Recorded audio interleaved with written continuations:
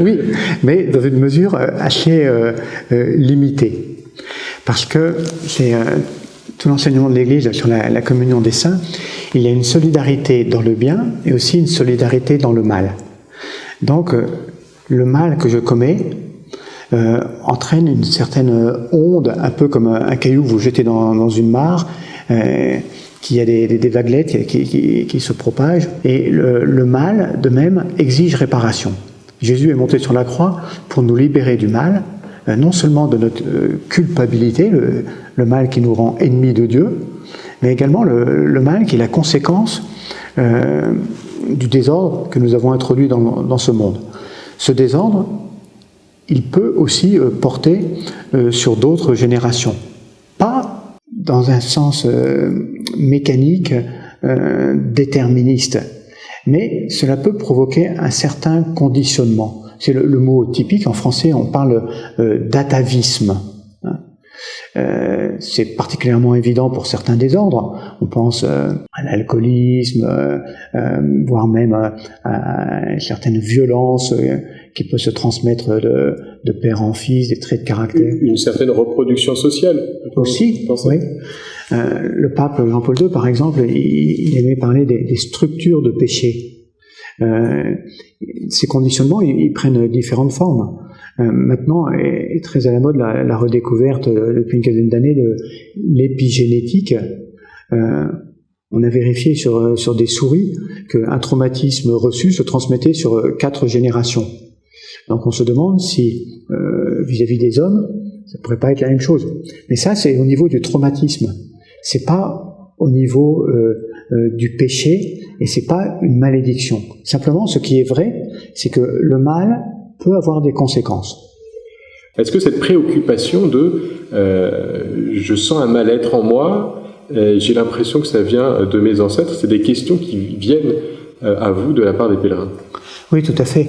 C'est relativement fréquent comme question. Cela a été un peu mis à la mode en France dans les années 2000, quand on a commencé à traduire des ouvrages américains qui parlaient d'Eucharistie pour la guérison de l'arbre généalogique. Alors la Conférence des évêques de France avait publié en 2007 une mise en garde d'un point de vue des praticiens de la psychologie, puis ensuite d'un point de vue aussi typiquement chrétien, que pensait cette notion de guérison de l'arbre généalogique. Quand les gens ressentent une souffrance, c'est vrai qu'il faut les aider à découvrir la cause de cette souffrance, mais le praticien ne doit pas avoir sa solution toute faite. L'idée « j'ai un mauvais arbre généalogique » était une solution un peu de facilité donnée aux personnes en souffrance, et beaucoup de personnes étaient sensibles à cette idée-là et donc demandaient aux prêtres de célébrer des messes particulières de guérison de leur arbre généalogique. Alors ça, l'Église dit non. On a le droit de faire même des prières de guérison, des groupes de prières de guérison. Il y a un rituel particulier, des bénédictions pour demander la guérison de toutes sortes de mots, y compris de mots psychologiques. Mais le but de l'Eucharistie, c'est pas directement ça. C'est pas une sorte de rite magique. Le but de l'Eucharistie, c'est de nous faire rentrer dans une relation d'alliance avec Jésus. Quand on redevient ami de Jésus à travers les sacrements, donc soit la confession, soit la communion, eh bien, on récupère notre liberté. Notre liberté vis-à-vis du mal ne nous empêche pas de ressentir les effets du mal, de ressentir certains conditionnements, donc éventuellement des conditionnements de famille. Là, il faudra en parler avec son psychologue, mais ce que nous apporte le christianisme, c'est pas une guérison automatique de ce genre de souffrance. Ce que nous apporte le christianisme, c'est la libération par rapport au mal, la libération par rapport au péché. Et quelquefois, Jésus opère cette libération en nous délivrant complètement de la maladie, de la souffrance, et quelquefois, il nous la laisse. Saint Paul nous dit que nous devrions nous convertir s'il y avait moins de péchés parmi nous, il y aurait moins de malades. C'est assez curieux comme explication. Mais le but de Jésus, c'est que nous retrouvions la liberté par rapport à la source du mal. Donc c'est de le rencontrer lui. Le gros problème de Dieu, si on peut dire, c'est celui d'un père vis-à-vis d'un enfant autiste, qui n'arrive pas à rencontrer son regard. Alors, les méthodes de Dieu sont un peu bizarres. Ce n'est pas lui qui crée le mal. Et quelquefois, il laisse le mal se répandre dans l'espoir que l'enfant va enfin lever les yeux.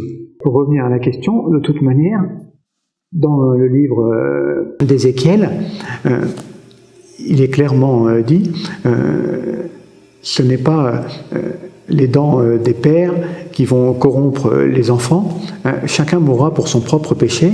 Donc dès le prophète Ézéchiel, il est clair que les péchés des enfants, des parents, ne comportent pas une malédiction particulière pour les enfants. Mais il y a peut-être des effets négatifs. Ce qui, par contre, a mis un petit peu nos frères américains en difficulté, c'est dans la formulation du premier commandement, au chapitre 20 de l'Exode, quand Dieu dit « tu adoreras un seul Dieu », et puis il dit « parce que je suis jaloux ». C'est assez curieux d'entendre Dieu dire « je suis jaloux ». Je punis la faute des pères sur 4 générations. Le même nombre de générations que les traumatismes pour les souris, comme l'a vérifié l'épigénétique. Mais alors, il rajoute immédiatement après, et je bénis ceux qui me sont fidèles sur 1000 générations. Alors là aussi, les pères de l'Église, par exemple Origène ou Saint Jean Chrysostome, se disent, mais comment est-ce possible? Comment est-ce compatible avec ce que dit le prophète Ézéchiel, que Dieu ne fait pas retomber la faute des pères sur les fils, que chacun porte les conséquences de son propre péché? Il dit, Dieu a parfois des manières de parler un peu paradoxales, parce qu'il veut nous stimuler. C'est toujours la même chose. Donc il dit, d'un côté, 4 générations de problèmes pour vos bêtises, d'un autre côté, 1000 générations, parce que moi je ne me laisse pas vaincre en générosité. Et pour bien nous faire comprendre cette solidarité, on a une autre question. Le même Moïse qui avait reçu de la part de Dieu, si jamais vous adorez d'autres idoles, je vous maudirai sur 4 générations. Quand ensuite les Juifs se sont montrés infidèles, ont constitué le veau d'or, Moïse est intervenu auprès de Dieu en disant « Fais retomber sur moi la faute de ce peuple et libère-le parce que ce sont tes enfants, c'est toi qui les as tirés d'Égypte, que les autres peuples ne disent pas il les a tirés d'Égypte avec une arrière-pensée pour les détruire dans le désert. » Alors c'est très curieux, Moïse qui lui-même avait promulgué cette malédiction sur 4 générations, alors que tout le peuple avait fait le fameux péché d'idolâtrie, dit à Dieu, bon, ça compte pas, s'il y a quelque chose à expier, tu fais retomber le péché sur moi, mais eux, tu continues à les bénir. Merci en tout cas, dont Martin Viviès, de vous être aventuré avec nous dans ces questions complexes, de savoir si le péché de nos ancêtres, de nos parents, a une influence ou une autre sur notre vie, à la fois spirituelle et terrestre. Peut-être, mais très rapidement, nous dire si quelqu'un vous pose cette question, vient à vous avec cette interrogation d'un mal-être qu'il sentirait venir du péché de ses parents ou de ses ancêtres, quelle démarche vous lui proposeriez? De prier pour les ancêtres. Les ancêtres ne peuvent pas nous nuire. Soit ils sont maudits, soit ils sont en purgatoire. S'ils sont en purgatoire, ils sont en état de grâce, ils sont amis de Dieu. Donc peut-être qu'effectivement, eux, ils souffrent et ils ont besoin de nous, mais ils ne peuvent pas nous nuire. Donc la première, c'est offrir la messe pour eux. Merci beaucoup, en tout cas, pour Martin Viviès.